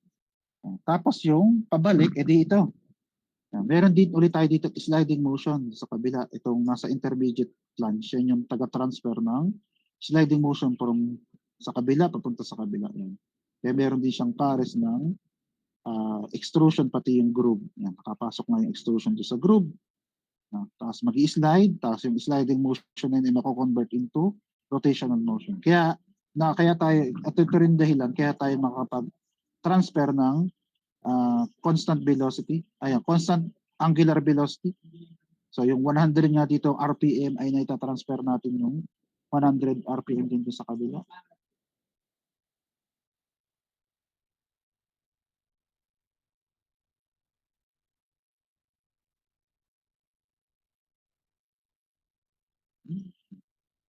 O dahil nga yung idea doon sa Scotch yoke mechanism na pwedeng input at output ay na-apply siya dito sa Oldham coupling. Yun nga lang, no, ang kailangan lang sa Oldham coupling ay counting offset lang. Hindi siya pwedeng masyadong malayo kasi mahihirapan ng mag-slide yung nasa gitna. Itong intermediate flange. Kaya kailangan ay konting slight lang. So kaya ginagamit yung Oldham coupling sa um, mga shop na may konti lang dahil pag ikaw ay nag-manufacture ng shop, kunyari ay o basta pag may shop dito at shop dito, hindi naman pwedeng palaging makatapat yun kasi nga merong inefficiency yung pagmamanufacture. No? Hindi naman perfect yung pagmamanufacture. No? Kaya may very, very slight na ng hindi magkakatapat. No? Ang tawag ko nga doon ay offset. So may slight offset yung shop natin. Ang problema kasi yung slight offset na yon ay magkakaproblema tayo kaya hindi natin pwedeng basta pagduktungin. So para may pagduktong natin siya kahit hindi siya exactly magkatapat, naglalagay ng old ham coupling para smooth yung operation natin. Hindi kasi pwedeng kasi mabebend yan. Magbe-bend yung, pag hindi kasi magkatapat at pinilit na pagduktungin, magbe-bend yung shaft natin at ayaw natin ng bend na shaft. Basta ayaw natin ng bend na shaft na lang. Ayaw ka ng pahabain. Kaya ang ginagawa ay naglalagay ng old ham coupling between the shafting natin. Okay? So, ano na lang, siguro pag ay nakakita ng ng baka baklas na printer kasi nasa isip ko gabi. Yung printer kasi marami kasing shop sa gitna yon, di ba? May mga nakatawid na shop doon. So yung para magkatapat yung mga dalawang shop na yun. Yan, gumagamit sila ng old ham coupling. So sumalit sa ginagamit pa rin siya hanggang ngayon. Yan, yung old ham coupling na yun. Okay? Sunod, ito, hooks coupling. So coupling tayo, sabihin ng coupling ay nagduduktong tayo ng dalawang shop. So dito ay pinagduktong natin yung shop na parallel to each other na hindi lang magkatapat, offset lang ng kaunti. Dito naman ay magduduktong naman tayo ng intersecting na shop. So yung shop na sinasabi dito itong number 2. Tapos mag-intersect siya doon sa corner na yon with shop number 4. 4 tapos. So ito yung pinasimpleng itsura ng hooks coupling. Pero yung ginagamit talaga sa kahit anong makina ito. Kaya kung napansin nyo kung gaano kakapal yung bakal, kasi kailangan mag-transfer yan ng rotation. Yan, kapal. Pero yung simpleng itsura niya ganito. Yan. Kaya may Y. Yan, ito. Yan, may Y na pag ganun. Tapos may nakatusok na dalawa. Ayan. Na perpendicular to each other. Yan. So ito yung isa. Tapos ito yung isa pa. Yan. Ito yung isa. Ito yung isa. Yan. So yun yung hooks coupling. So it is also known as universal joint. Yan. Universal joint. Kasi kaya niya mag-transfer ng rotation kahit anong angle nito. Kahit pa gumagalaw yan. Kaya siya universal joint. Kahit maliit, malaki, transfer pa rin. Rotation.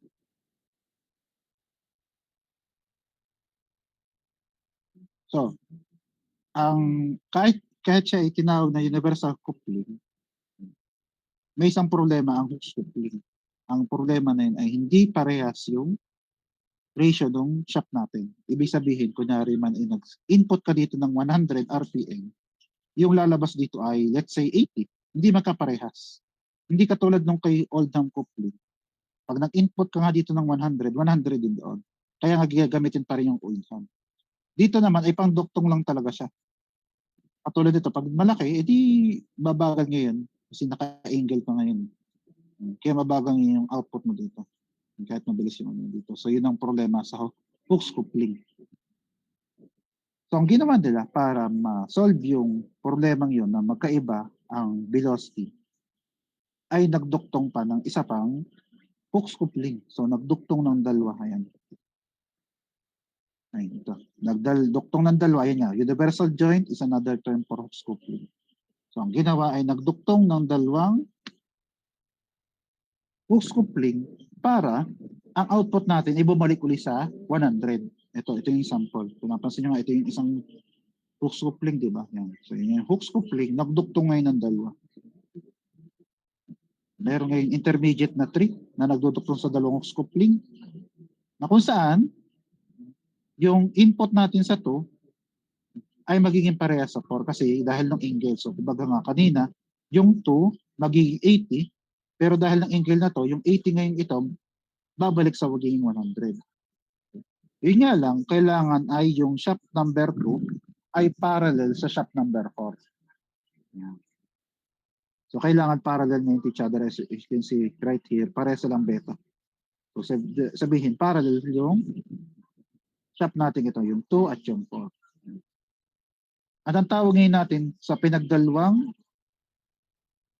pinagduktong na hooks coupling ay ito, Hotchkiss automotive drive.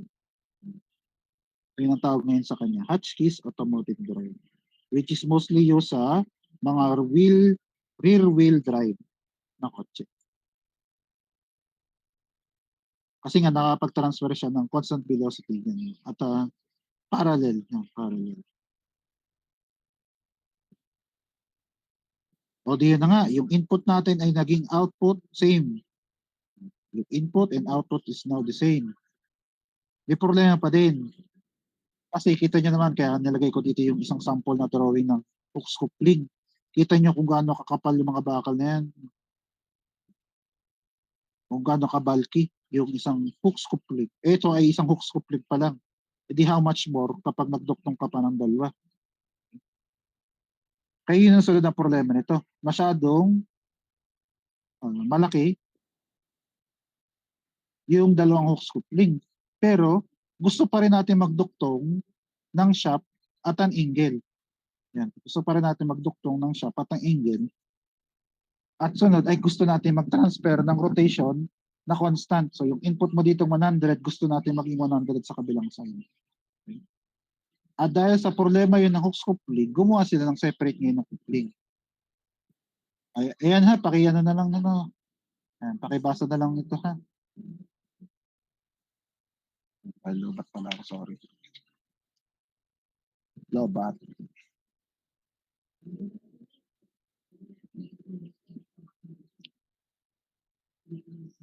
Okay ba? Okay ba yung connection ko? Di ba ako nagpuputol-putol? Okay ha? Okay naman, sir. Sige, thank you. Ayan. So ito nga yung, o basta pakibasa na lang ito ha. Ayan. So yung mga yan naman ay makikita nyo rin kay ano. Itong drawing ito ay kay ano rin yan, kay Mabin Reynolds. Yung mga yan. O pinagwahiwalay ko lang para hindi masakit sa mata yung isang wall of text, kaya pinagwahiwalay ko lang yan. Yan.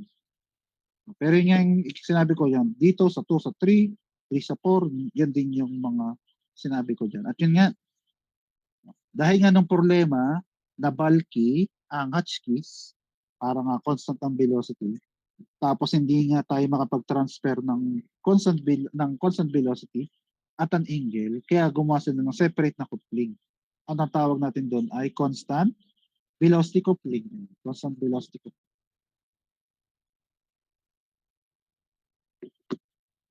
Yun nga, constant velocity.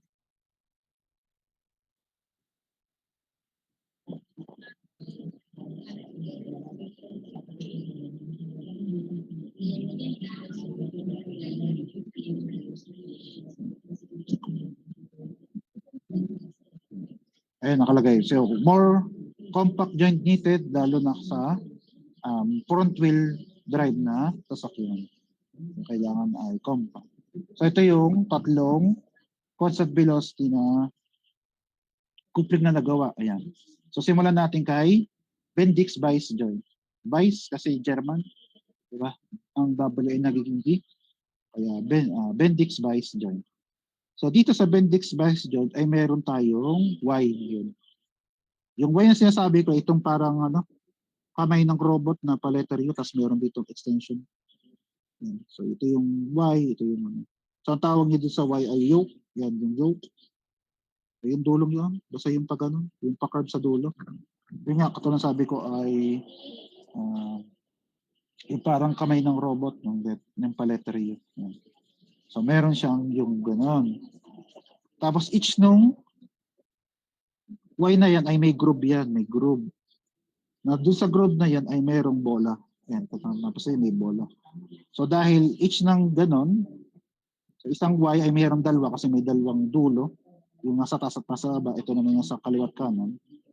Baliktad pala yung kaliwat kanan. Basta isang pa ganon, isang bola. Yan. Bola or ball bearing.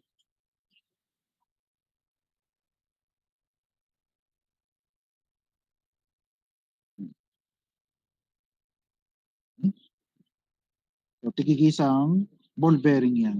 Okay? Na ang mangyayari, yung ball bearing na yan, habang umiikot yung shaft natin, ay may napasok labas dito na lang.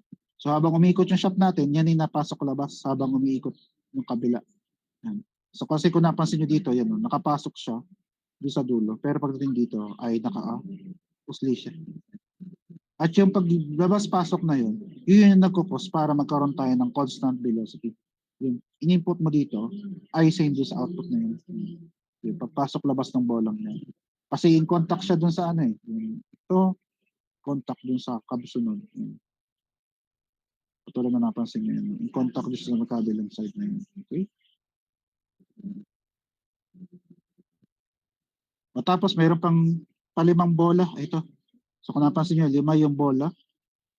May palima sa gitna. Ito. May palima sa gitna. So ang purpose ng palimang bolang yan ay tagasalo ng truss. Ang truss ay yung yan, tulak paloob. Oops, sorry. So kailangan ay may tulak paloob para ma-maintain yung assembly natin or yung pagkakadikit ng dalawang Y. Yan. Kasi nga may Y na ito. May Y na ito. Tapos may Y din sa kabilang kapares. So siya yung taga-salo ng truss para freely nakakaikot lang yung bola natin paikot habang umiikot yung siya. Okay? So pag ganyan yan, ito kung napansin nyo nakapasok sa salit na nandito siya, nakabad tingin siya. So yung pag-roll ng gano'n, so yun yung nagkukos para magkaroon tayo ng constant velocity na transfer from the input papunta sa output na siya. Shop A papunta sa shop B. So yun yung Bendix vice joint. Sunod. Again ha, pakibasa na lang yan. Para hindi ko nabasahin, hindi tayo reading comprehension. Kapag hindi ko lang binabasa sa inyo, kaya ini-explain ko na lang. Kaya na lang magbasa. Sunod ay, ito ay walang R. Zepa. Walang R. Zepa joint. So dito sa Zepa joint ay, meron tayong housing. Yan. Yung housing yan ay parang cup or bell. Basta merong halo yung loob niya. Walang laman yung loob. Pero merong siyang parang nakapalibot. Ito na sabi ko parang bell o kaya cup. Tapos may naka-extend dito. Kasi ito yung shaft. Ito yung kabilang shaft. Na yung loob ng housing na yan ay may naka-contact na balls. Yan, balls. Sabi nakakaikot sa loob ng housing yung balls. Bukod sa nakakaikot pa siya sa loob ng housing, nakakaikot pa siya sa sarili niya. So, ikot sa housing, ikot sa sarili niya. Tapos para hindi magbungguan yung mga balls, ay merong cage. Yan, may cage. Para nakakaikot lang siya doon sa place niya at doon sa buong housing. Ito ito yung balls. Nakakaikot siyang ganun, tapos nakakaikot pa siya sa sarili niya. Okay? Mahalaga yun kasi yun yung magiging cause ng transfer ng constant velocity from the input papunta sa output. At para may transfer yon, yung pag-ikot ng bolang yon ay ito. Merong inner race. Yan.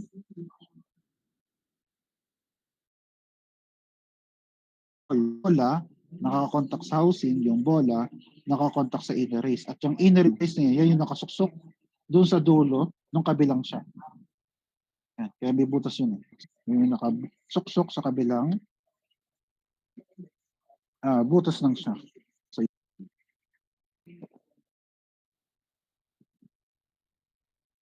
yun nga, yung pag-ikot niya sa housing at pag-ikot niya sa sarili niya, yun yung nagka-transfer ng constant velocity doon sa inner race na siya nagka-transfer ng ikot doon sa kabila. At para hindi mapasok, kasi open yan Katulad sabi ko yan. Open yung ilalim ng kasi nga walang laman yan. Para nga freely makaikot yung bola sa loob ng pagano. Kaya walang laman yan. At para hindi mapasukan ng dumi or tubig yung bola, kasi kailangan perfectly bilog yung bolang yan para nga makaikot, ay ito, may boot. Yan. Taklob lang yung boot. Para matakloban ng ayos, may clamp sa makabilang side. Para nga may tago ng ayos yung loob ng housing natin. O di para makaikot ng ayos yung mga balls. So yun yung Zepa joint. So yung sinabi kong yun na ito, ano pala siya? 6 steel balls, yung palang nalimutan ko sabihin yun, 6 yan. Tapos pare-pares yung naikot, hindi katulad kanong kanina. May pang-5 kasing tagasalo lang ng tagalak lang siya. Hindi siya umiikot, tagalak lang siya. Tagasalo ng truss. Taking the end truss. 5, pero may isang hindi gumagalaw. Dito lahat yung 6 na yan ay gumagalaw. Umiikot siya.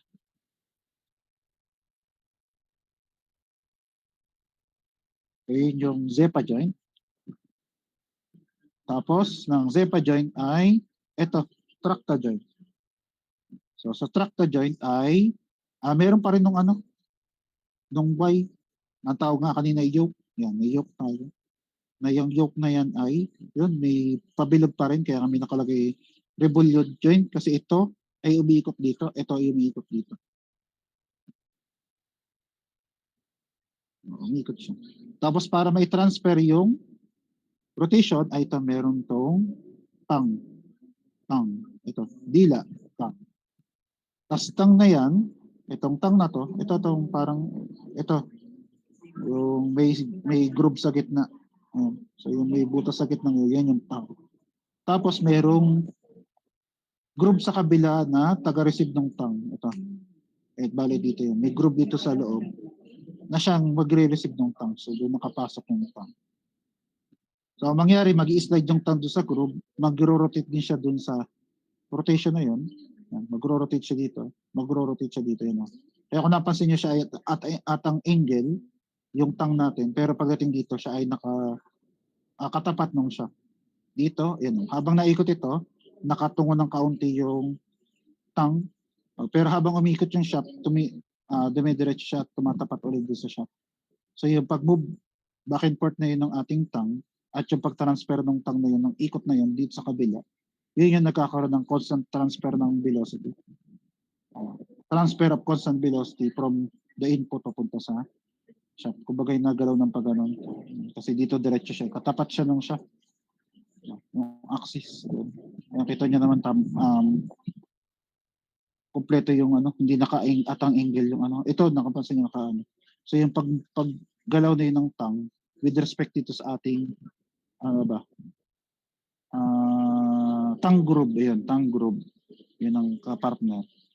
Kapartner ng tang ay tang groove. Itong kabilang ito. Bale, ito siya. Ito yung tang, ito yung tang groove.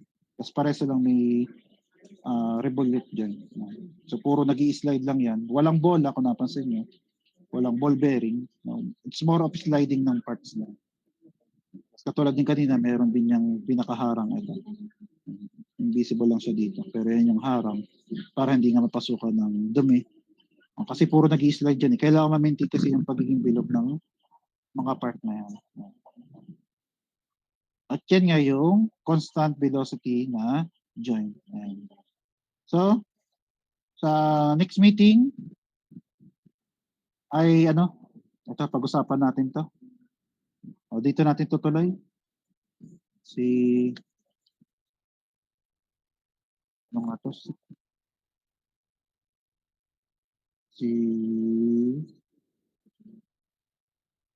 Muna. Ayokong banggitin, baka magkamali ako.